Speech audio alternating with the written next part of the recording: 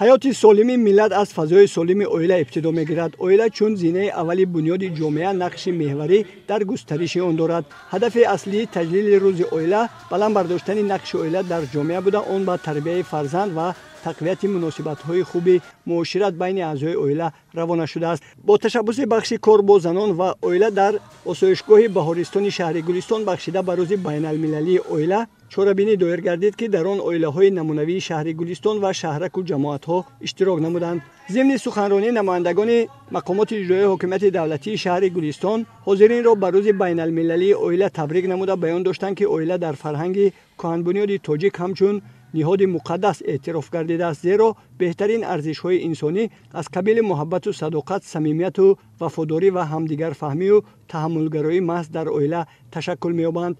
اویلا این اساس جامعه می باشد. می خواهم که هر اویله تاجیکستان عزیزمان اویله سرجم باشد و مهر محبت فرزندان خود را تربیت دهند. برای مستحکم شوی اویله اولان همدیگر فهمی، مهر محبت بسیار مهم است. جوانان امروزه با اویلا توجه زیاد داشته باشند، یکدیگر فهمی، با مهر محبت فرزندان خود را کلان کنند و برای پیشرفت جامعه و با تاجیکستان عزیزمان خدمت کنند. اشتراکچیان چوربینی اویلاهای نمونوی و تجربه روزگار دیده که در ساحه‌های گوناگون فعالیت داشتند در پیشرفت و آبادی وطنی عزیزمان تاجیکستان سهم ارزنده گذاشتند. آنها در برآمدهایشان تاکید نمودند که مستحکم و پایدار گردیدن اویلا باعث استواری دولت و ملت و جمعیت بوده. توسط اویلاداری ما میتوانیم بهترین عنعنه عادت‌ها را ادامه داده، خودشناسی ملی و معرفت بلند اویلاداری را در ذهن و مغز اهل جامعه بخصوص جوانان جایگیر نماییم.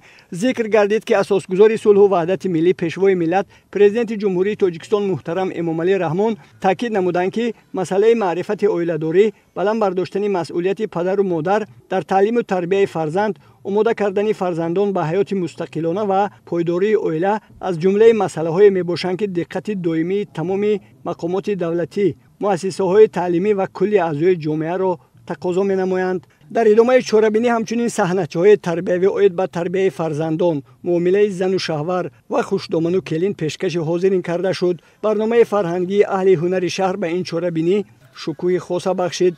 اویلاهای نمونوی و بهترین شهر با تحفه‌های خاطروی مقامات اجرایی حکومت دولتی شهر گلستان قدردانی کرده شدند.